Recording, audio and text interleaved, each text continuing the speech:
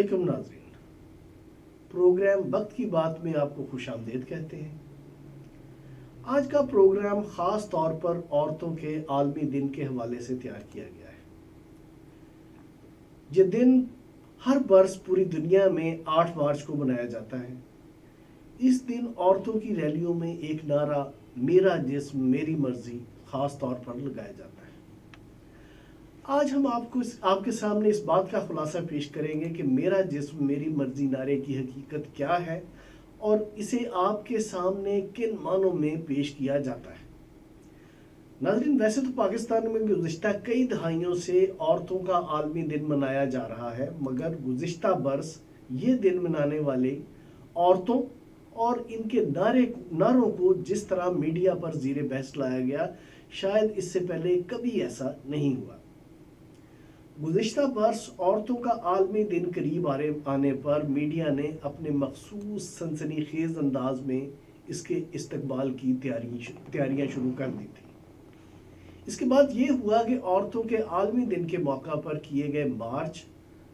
اور اس میں لگائے جانے والے نعروں پر منفی رد عمل ظاہر کرنے والے لوگوں کو خاص کوریج دی گئی۔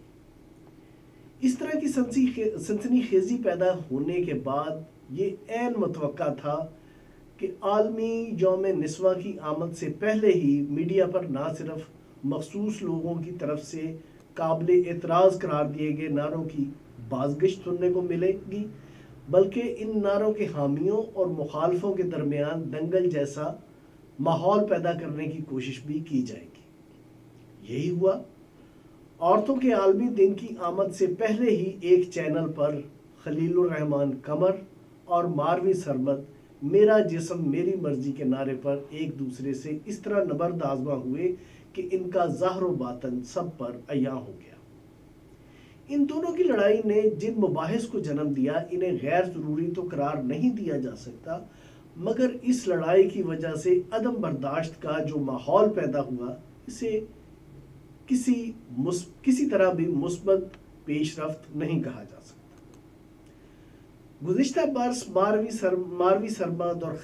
خلیل الرحمان قمر کی لڑائی کے بعد صرف عدم برداشت کا ماحول ہی پیدا نہیں ہوا، بلکہ بعض لوگوں کے کردار کا دوہرا معیار بھی کھل کر سامنے آ گیا۔ کئی ایسے لوگ جنہیں قبل ازیں شمسی کیلنڈر سمجھا جاتا تھا، وہ اچانک قمری مہینے محسوس ہونے لگے۔ بعض لوگوں کی اس طرح کے بیانوں نے حیران کر کے رکھ دیا کہ عورت مارچ کے تو وہ حامی ہیں، مگر انہیں مارچ میں لگائے جانے والے میرا جسم میری مرضی جیسے نعروں پر شدید اعتراض ہے۔ اس معاملے میں حقیقت یہ ہے کہ عالمی یوم خواتین منانے کی مخالفت اس کے متنازع بنا دیے گئے نعروں کے ظہور سے بہت پہلے سے جاری ہے۔ ناظرین، اقوام متحدہ نے 1975 میں 8 مارچ کو عورتوں کا عالمی دن قرار دیا تھا، مگر یہ دن 1917 کے انقلاب روس کے بعد سے وہاں یوم نسواں کے طور پر منایا جانے لگا تھا۔ سر جنگ کے دوران امریکی ایما پر سوشلسٹ تحریک کی طرف سے منائے جانے والے جن 2 دنوں کی خاص طور پر مخالفت کی جاتی تھی، ان میں سے ایک مزدوروں کا عالمی دن اور دوسرا 8 مارچ کا عالمی یوم نسواں تھا۔ پاکستان میں 1 مئی کو مزدور جب اپنے حقوق کے حصول کے لیے سرخ جھنڈے لہراتے ہوئے دنیا بھر کے محنت کشوں ایک ہو جاؤ جیسے نعرے لگاتے تھے، تو انہیں کہا جاتا تھا کہ مسلمان مزدوروں کا دن 1 مئی نہیں، یوم خندق ہے۔ ان دنوں ہر برس یوم مئی کے مقابلے میں یوم خندق منانے کی کوشش کی جاتی تھی۔ ایسی کوششوں کو مزدوروں کی طرف سے زیادہ پذیرائی نہیں ملتی تھی۔ اسی طرح عورتوں کے لیے پیغام ہوتا تھا کہ وہ اپنے حقوق اور جبر سے آزادی کے نعرے نہ لگائیں، بلکہ عورتوں کے حقوق کے دن کو یوم حیا کے طور پر منائیں۔ پاکستان کے شدید دائیں اور شدید بائیں بازو کے درمیان اپنی اپنی ترجیحات کے مطابق مزدوروں اور عورتوں کے دن منانے کی کشمکش سوویت یونین اور سرد جنگ کے خاتمے کے بعد اچانک ختم ہو گئی۔ سرد جنگ کے بعد نہ تو دائیں بازو والوں کو یاد رہا کہ وہ کبھی مزدوروں کو 1 مئی کے مقابلے میں یوم خندق منانے کی دعوت دیا کرتے تھے، اور نہ ہی بائیں بازو والوں نے پہلے کی طرح मजदूर तहरीकों और ट्रेड यूनियन सरगर्मियों के साथ जुड़े रहने को तरजीह दी। इसी तरह औरतों का आलमी दिन मनाया जाना सर जंग के खात्मे के बाद दाएं और बाएं बाजू के लिए ज़्यादा अहम ना रहा। मजदूरों का आलमी दिन 1 मई मनाए जाने की रवायत तो पेशावर मजदूर लीडरों ने किसी न किसी तरह जिंदा रखी, मगर औरतों का आलमी दिन रैलियों और जलसों की शक्ल में मनाए जाने की बजाय बंद कमरों की मीटिंगों तक महदूद होकर रह गया। कम अज कम पाकिस्तान की हद तक आलमी यौम ख्वातीन मनाने की तहरीक को तालिबान, दहशत गर्दों और दाइश वगैरह के औरतों पर किए गए जुल्म के वाक़यात रूनुमा होने के बाद दोबारा फ़रोग़ मिला। इसमें कोई शक नहीं कि आलमी यौम ख्वातीन जैसे दिन मनाते हुए औरतों के हकूक़ के लिए आवाज़ बुलंद करने वालों को यूरोप और अमेरिका की इंसानी हकूक़ के लिए काम करने वाली तंजीमों से फ़ंड वसूल होते हैं। मगर इसके बावजूद इस हकीकत से इनकार मुमकिन नहीं कि फ़ंड्स चाहे बैरूनी होते हैं, मगर औरतों के हकूक़ सल्ब करने वाले दहशत गर्दों के ख़िलाफ़ आवाज़ें बुलंद करने वालों का हौसला खालिस सपना होता है। क्या आज कोई इस बात से इनकार कर सकता है कि दहशत गर्दों ने औरत की ज़िंदगी के मुतल्लिक जो तस्वर पेश किया, इसके मुताबिक उसकी हैसियत और आज़ादियाँ पालतू जानवरों से भी कम तर दर्जे की है। दहशत गर्दों के औरतों के लिए इस तरह के तस्वुरात के ख़िलाफ़ उस वक़्त आवाज़ें बुलंद की गई जब इनके खौफ की वजह से हमारे मुहाफ़िज़ों ने अपनी कमीन गाहों की फसीलें बुलंद से बुलंद तर करना शुरू कर दी थी। आज की 12वीं सरमद के लबो लहजे पर जैसे भी तहफ़्फ़ुज़ात का इजहार करे, मगर ये बात फरामोश नहीं की जा सकती कि गुज़िश्ता बरस जिस लहजे में इसने खलीलुर रहमान कमर से बात की, इसका इससे भी ज़्यादा तल्ख़ लहजा दहशत गर्दों और उनके हामियों के लिए हुआ करता था। ये उन दिनों की बात है जब ना तो आर्मी पब्लिक स्कूल का वाक़या रूनुमा हुआ था और ना ही यहाँ कोई नेशनल एक्शन प्लान बना था। उन दिनों यहाँ एक तस्वीराती गहराई हुआ करती थी जिससे निकलकर कोई भी दहशत गर्द किसी भी वक्त किसी 12वीं सरमद के जिस्म के चीथड़े उड़ा सकता था। गुज़िश्ता बरस इसी 12वीं सरमद के जिस्म को खलीलुर रहमान कमर ने निशाना बनाया। खलीलुर रहमान कमर ने जो कुछ 12वीं सरमद को कहा, इसके हक और मुखालफत में बहुत कुछ कहा जा चुका है। इस ज़िम्न में जो कुछ कहा जा चुका है, इसमें मज़ीद इजाफा करने की कोई ज़रूरत नहीं। मगर यहाँ ये पूछे बगैर नहीं रहा जा सकता कि खलीलुर रहमान कमर जैसे लोग जब ये दावा करते हैं कि वो औरतों के हकूक़ के बहुत बड़े चैम्पियन हैं, तो वो बराए मेहरबानी लगे हाथों ये भी बता दिया करें कि जब दहशत गर्द औरतों की तजलील कर रहे थे तो उन्होंने इनके ख़िलाफ़ अपने किसी बयान, ड्रामे या तहरीर के ज़रिए कभी किसी किस्म के रद्द अमल का इजहार किया था। खलीलुर रहमान कमर ने इंसानियत की तजलील करने वाले दहशत गर्दों के ख़िलाफ़ अगर कुछ कहा होता तो वो आज हमारी नज़रों से ओझल ना होता। मगर जिन औरतों ने दहशत गर्दों की तरफ से अपने हम जिनसों पर किए जाने वाले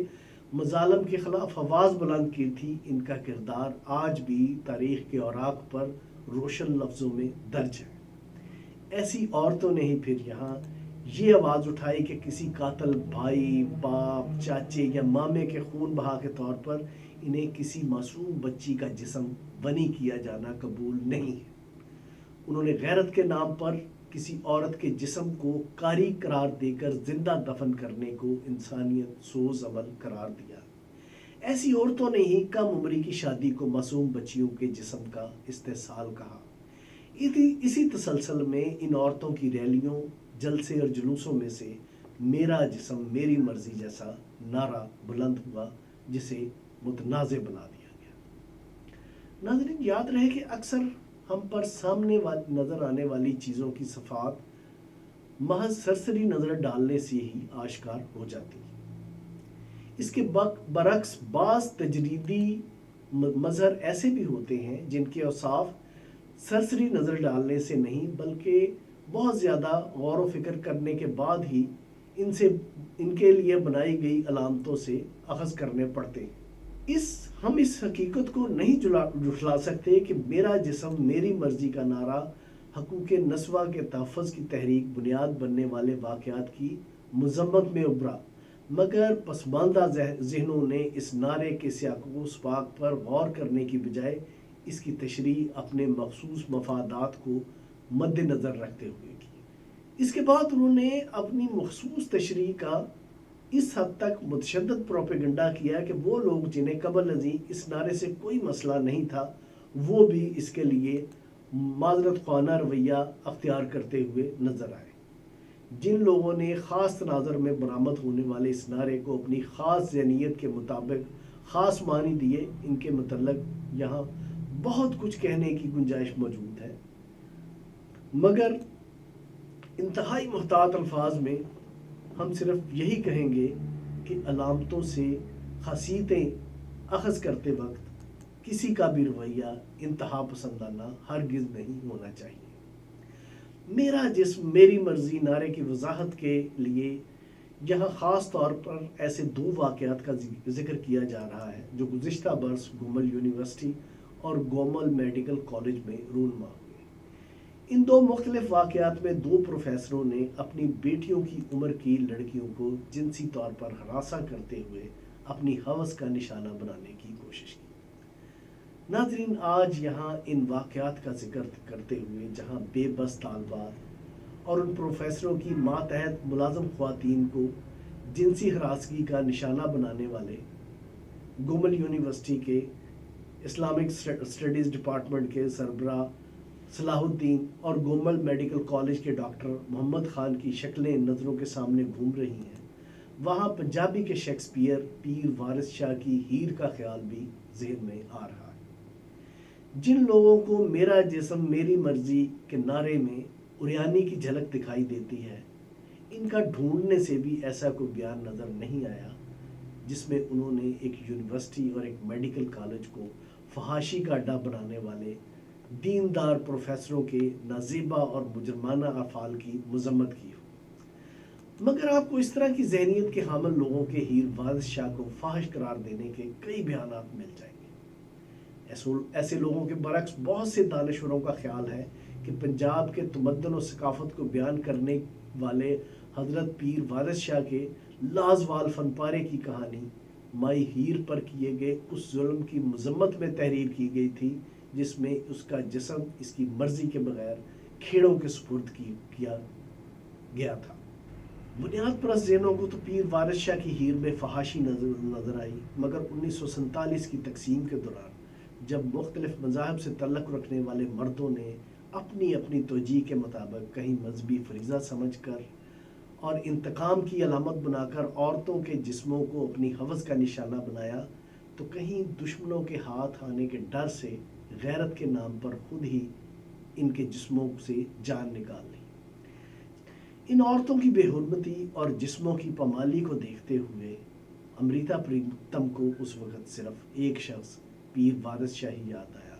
اور پھر اس نے ہیر وارث شاہ کی طرح اپنی یادگار نظم لکھی جس میں اس نے عورت کا مقدمہ دنیا کے سامنے پیش کرتے ہوئے کہا، اج آکھاں وارث شاہ نو کتھوں قبراں وچوں بول تے اج کتاب عشق دا کوئی اگلا ورقہ بھول، ایک روئی سی دھی پنجاب دی تو لکھ لکھ مارے وین، اج لکھاں دیاں روندیاں تینوں وارث شاہ نو کہن۔ ناظرین، جن لوگوں نے میرا جسم میری مرضی سے اپنی مرضی کے معنی اخذ کیے، انہوں نے بغیر کچھ سوچے سمجھے اسے مذہب سے بھی متصادم قرار دے دیا۔ جو لوگ اس طرح کا پروپیگنڈا کر رہے ہیں، کیا انہوں نے عورت کو نکاح اور خلا کے لیے مذہب کی طرف سے دیے گئے اپنی مرضی کا حق استعمال کرنے کے متعلق کبھی غور کیا ہے؟ یاد رہے کہ دیگر مذاہب کے برعکس مذہب اسلام میں شادی کوئی ایسا مذہبی فریضہ نہیں جسے ناقابل تنسیخ قرار دیا گیا۔ مذہب اسلام میں عمومی طور پر شادی کا معاہدہ ایسے ازدواجی حقوق و فرائض کی ادائیگی سے متعلق ہے جن کے تسلسل میں عورت اور مرد کا جسمانی تعلق قائم ہوتا ہے، اور وہ بچوں کی پیدائش و پرورش کے ساتھ دیگر خانگی ذمہ داریاں بھی پوری کرتے ہیں۔ شادی کا یہ معاہدہ اصل میں قاضی اور گواہوں کی موجودگی میں کیا جانے والا ایجاب و قبول ہوتا ہے۔ گو کہ صنفی مساوات یعنی عورت اور مرد دونوں کی طرف سے رضامندی ایجاب و قبول کا خاص پہلو ہے، مگر اس طرح کے صنفی مساوات کے باوجود بعض لوگوں کے خیال میں نکاح کے دوران جھکاؤ مرد کی بجائے عورت کی طرف زیادہ ہوتا ہے، کیونکہ عورت نے حق مہر وصول اور مرد نے ادا کرنا ہوتا ہے۔ اب کوئی اپنے طور پر شادی کے اس معاہدے میں عورت کی حیثیت کے متعلق کچھ بھی کہے، مگر حقیقت یہ ہے کہ جب تک عورت قاضی کی طرف سے پوچھے گئے سوال فلاں ابن فلاں بالعوض اتنی مالیت حق مہر کی آپ کو قبول ہے کے جواب میں اسبات میں سر اپنی مرضی نہ ظاہر کرے، اس وقت تک شادی کا عمل حتمی تصور نہیں کیا جاتا۔ اس طرح سے عورت کی ظاہر کی گئی مرضی کے بعد ہی کوئی مرد اس کے جسم تک رسائی کا حق حاصل کرتا ہے۔ مذہبی طور پر کسی عورت اور مرد کے جسمانی تعلق کی بنیاد بننے والے شادی کے معاہدے میں عورت کی مرضی کی قدر و قیمت جاننے کے بعد بھی کسی کو یہ غلط فہمی نہیں رہنی چاہیے کہ اپنے جسم کے لیے مرضی کا حق عورت کو کہاں سے ودیعت ہوا ہے۔ نکاح کے عمل میں عورت کی مرضی کی مذہبی حقیقت جاننے کے بعد بھی اگر کسی کے ذہن میں کوئی خلجان ہے تو وہ یہ جان لے کہ اگر ایک طرف شادی میں عورت کو اپنی مرضی ظاہر کرنے کا مرد کے برابر حق حاصل ہے تو دوسری طرف وہ مرد کی طرح نکاح کو بھی اپنی مرضی سے یک طرفہ طور پر فسخ کر سکتی۔ اس معاملے میں اگر کسی کو عورت کی مرضی کے متعلق شک ہے تو وہ PLD 2014 میں درج سلیم بنام حکومت پاکستان کیس کے وفاقی شرعی عدالت کے فیصلے کو پڑھ لے۔ اس کیس میں مدعی نے درخواست کی تھی کہ قانون میں عورت کو مرض کی رضامندی کے بغیر یک طرفہ طور پر خلا لینے کا جو حق دیا گیا ہے وہ قرآن و سنت کے احکام کے برعکس ہے، لہٰذا عورت کے اس حق کو غیر اسلامی قرار دینے کا حکم صادر فرمایا جائے۔ ناظرین، یہ رودات بہت طویل ہے کہ اس کیس میں عدالت کس عمل کے بعد اپنے تاریخ ساز فیصلے تک پہنچی، اس لیے وہ رودات یہاں بیان نہیں کی جا رہی۔ اس حوالے سے قصہ مختصر یہ ہے کہ عدالت نے سورہ بقرہ کی آیت نمبر 229 کی روشنی میں فیصلہ سناتے ہوئے یہ کہا تھا کہ قانون میں عورت کا اپنی مرضی سے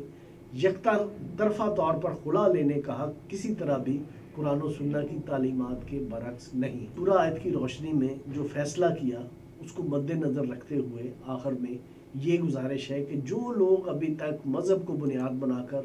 عورت کی مرضی پر سوال اٹھاتے ہیں، انہیں عورت کی مرضی کی حقیقت، طاقت اور جواز کے متعلق کسی غلط فہمی کا شکار نہیں رہنا چاہیے۔